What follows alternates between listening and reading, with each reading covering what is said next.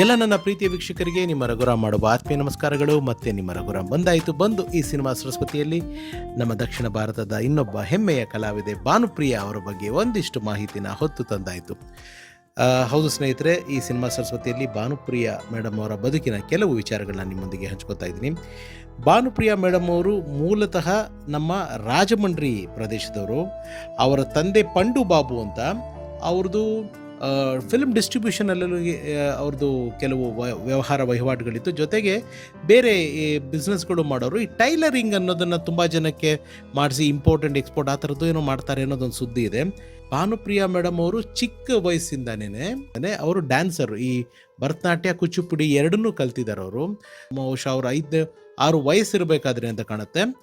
ಅವರು dance performance ಕೊಡೋದಕ್ಕೆ start ಮಾಡಿದ್ದಾರೆ. ಒಟ್ಟು ಅವ್ರು 3 ಜನ ಮಕ್ಕಳು. ಭಾನುಪ್ರಿಯ ಮೇಡಮ್ ಅವ್ರ ಅಣ್ಣ, ಭಾನುಪ್ರಿಯ ಮೇಡಮ್ ಅವರು, ಅವ್ರ ತಂಗಿ ಶಾಂತಿಪ್ರಿಯ ಅಂತ. ಅವರು ಕೂಡ ಕಲಾವಿದೆ. ಎಂಗವರು ಪಾಟಕಾರನಂತ ಸಾಕಷ್ಟು ಕೆಲವು ಸಿನಿಮಾಗಳಲ್ಲೂ ಅವ್ರ ತಂಗಿಯವರು ಅಭಿನಯಿಸಿದ್ದಾರೆ.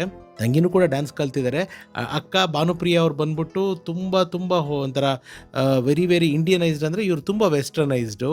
6ನೇ ವಯಸ್ಸಲ್ಲಿರಬೇಕಾದ್ರೆ ಒಂದು ಡ್ಯಾನ್ಸ್ ಶೋ ಕೊಟ್ಟಿದ್ದಾರೆ. ಆ ಡ್ಯಾನ್ಸ್ ಶೋ ನೋಡೋದಕ್ಕೆ ಚಿತ್ರರಂಗದ ಇನ್ನೊಬ್ಬ ದಿಗ್ಗಜ ತಾರೆ ಸಾಹುಕಾರ್ ಜಾನಕಿ ಅವರು ಚೀಫ್ ಗೆಸ್ಟ್ ಆಗಿ ಬಂದಿದ್ದಾರೆ.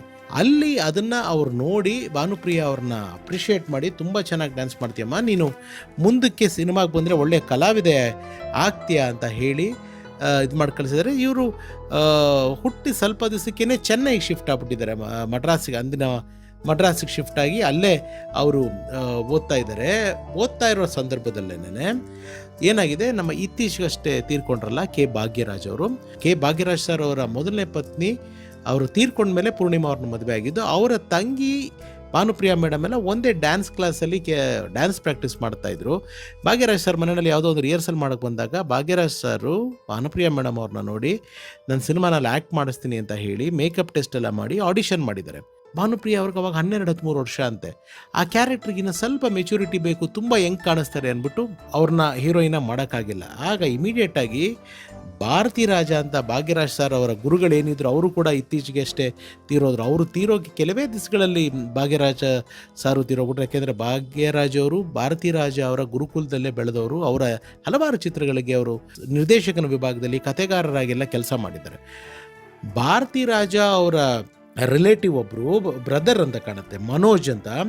ಅವರು ಭಾನುಪ್ರಿಯ ಮೇಡಮ್ ಅವ್ರನ್ನ ನೋಡಿ ಭಾನುಪ್ರಿಯ ಮೇಡಮ್ ಅವ್ರ ಬಗ್ಗೆ ಹೇಳಿ, ಸೊ ಭಾರತಿ ರಾಜ ಅವ್ರ ಮೂಲಕ, ಅಂದರೆ ಅವ್ರ ಪ್ರೊಡಕ್ಷನ್ ಎಲ್ಲ ಏನಿಲ್ಲ, ಬಟ್ ಅವರ ರೆಫರೆನ್ಸ್ ಮೂಲಕ, ಅಂದರೆ ಶಿಷ್ಯ ಫಸ್ಟ್ ಸೆಲೆಕ್ಟ್ ಮಾಡಿದ್ದು ಗುರುಗಳಾದ ಭಾರತಿ ರಾಜ ಅವರ ಗಮನಕ್ಕೆ ಬಂದು ಅವರ ಮೂಲಕ ಒಂದು ಸಿನಿಮಾದಲ್ಲಿ ಆ್ಯಕ್ಟ್ ಮಾಡೋದಕ್ಕೆ ಭಾನುಪ್ರಿಯ ಮೇಡಮ್ ಅವ್ರಿಗೆ ಅವಕಾಶ ಬರುತ್ತೆ. ಅವಾಗ ತುಂಬ ಏಜ್ ಚಿಕ್ಕದೇ ಅವ್ರದ್ದು.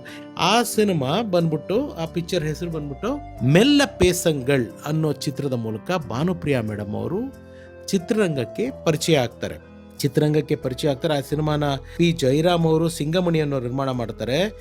ನಮ್ಮ ನಿರ್ದೇಶಕ ಶ್ರೀ ಪಿ ವಾಸು ಹಾಗೂ ಸಂತಾನ ಭಾರತಿ ಅಂತ ಇಬ್ಬರು ಸೇರಿ ಆ ಸಿನಿಮಾನ ಡೈರೆಕ್ಟ್ ಮಾಡ್ತಾರೆ. ಅದಕ್ಕೆ ಆ ಸಿನಿಮಾ ಡೈರೆಕ್ಷನ್ ಕಾರ್ಡಲ್ಲಿ ಭಾರತಿ ವಾಸು ಅಂತ ಬರುತ್ತೆ ಟೈಟ್ಲ್ ಕಾರ್ಡು. ಇವರಿಬ್ಬರು ಸೇರಿ ಆ ಸಿನಿಮಾ ಮಾಡ್ತಾರೆ.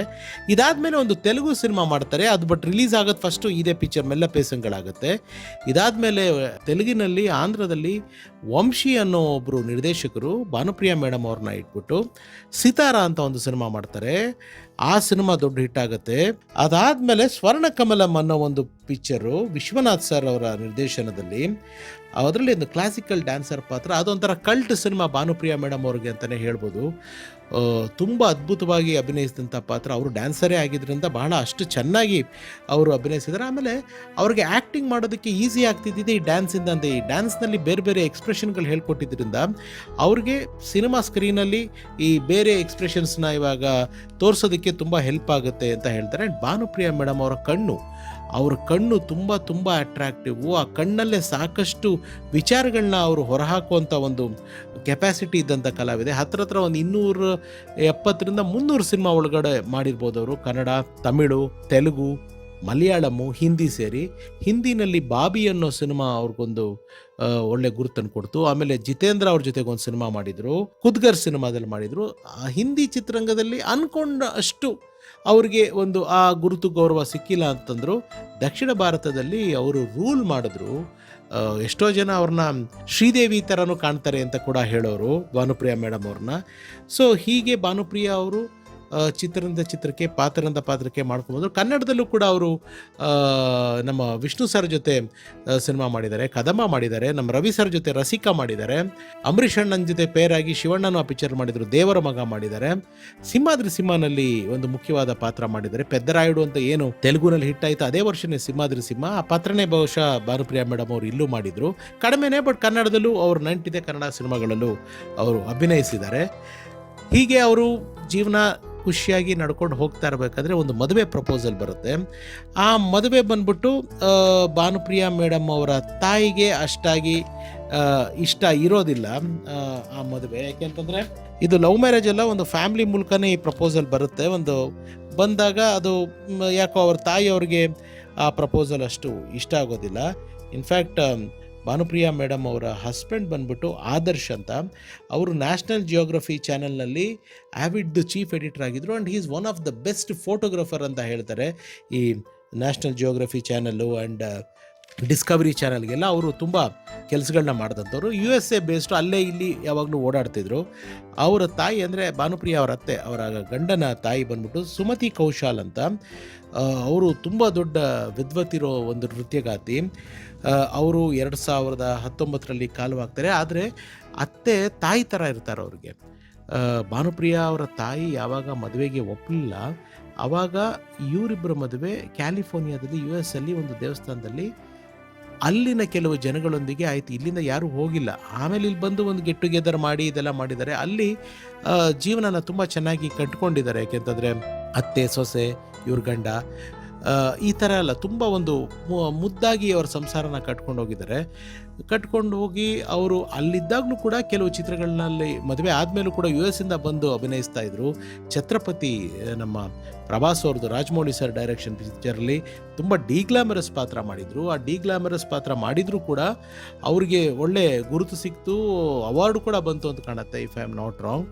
ಬಹಳ ಅವರ ಒಂದು ಸಣ್ಣ ಪ್ರಾಯದಲ್ಲೇ ತುಂಬ ಮೆಚ್ಯೂರ್ಡ್ ಇರುವಂಥ ಒಂದು ಪಾತ್ರನ ನಿರ್ವಹಿಸಿದ್ರು ಅವರು. ಸಿನಿಮಾಗಳ ಬಗ್ಗೆ ನಾನು ಜಾಸ್ತಿ ಹೇಳೋದಕ್ಕಿಂತ ಹೆಚ್ಚಾಗಿ ಅವ್ರ ಬೇರೆ ವಿಚಾರಗಳನ್ನ ಹೇಳೋದಕ್ಕೆ ಇಷ್ಟಪಡ್ತೀನಿ. ಮದುವೆ ಆಯಿತು. ಈ ಇಬ್ಬರು ದಂಪತಿಗಳಿಗೆ ಅಭಿನಯ ಅನ್ನೋ ಒಂದು ಮುದ್ದಾದ ಮಗು ಹುಟ್ಟಿತು. ಅವ್ರನ್ನೆಲ್ಲ ಮನೆಯಲ್ಲಿ ಅಭಿ ಅಂತ ಕರೀತಾರೆ. ಭಾನುಪ್ರಿಯಾ ಅವ್ರದ್ದು ಕೂಡ ಇನ್ಫ್ಯಾಕ್ಟ್ ಮೂಲ ಹೆಸರು, ಮನೆಯಲ್ಲೆಲ್ಲ ಅಡ್ಡ ಹೆಸರು ಮಂಗ ಅಂತ ಕರಿತಿದ್ರು. ಭಾನು ಅಂತ ಮಾತ್ರ ಆಯಿತು.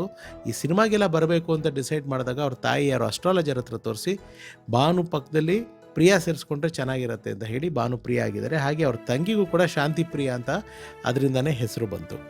ಇನ್ನು ಭಾನುಪ್ರಿಯಾ ಅವರ ವೈವಾಹಿಕ ಜೀವನದ ಬಗ್ಗೆ ಇಲ್ಲ ಸಲ್ಲದ ಸುಳ್ಳುಗಳು, ಗಾಸಿಪ್ಗಳು, ಹರಿದಾಡ್ದಂಥ ವಿಚಾರಗಳೇನು, ಅವರ ಯಜಮಾನರು ಇವರು ಚೆನ್ನಾಗಿದ್ರ, ಭಾನುಪ್ರಿಯಾ ಮೇಡಮ್ ಅವ್ರಿಗೆ ಮೆಮೊರಿ ಲಾಸ್ ಆಗಿದೆಯಾ, ಈ ಎಲ್ಲ ವಿಚಾರಗಳನ್ನು ನಾಳಿನ ಸಂಚಿಕೆಯಲ್ಲಿ ವಿವರವಾಗಿ ಹೇಳ್ತೀನಿ. ಇದು ಸಿನಿಮಾ ಸರಸ್ವತಿ ಬೆಳ್ಳಿ ಪರದೆಯ ಸತ್ಯ ಘಟನೆಗಳ ಪ್ರಸ್ತುತಿ. ನಾನು ನಿಮ್ಮ ರಘುರಾಮ್. ಸರ್ವೇ ಜನ ಸುಖಿನೋ ಭವಂತು. Love you all. ನಮಸ್ಕಾರ.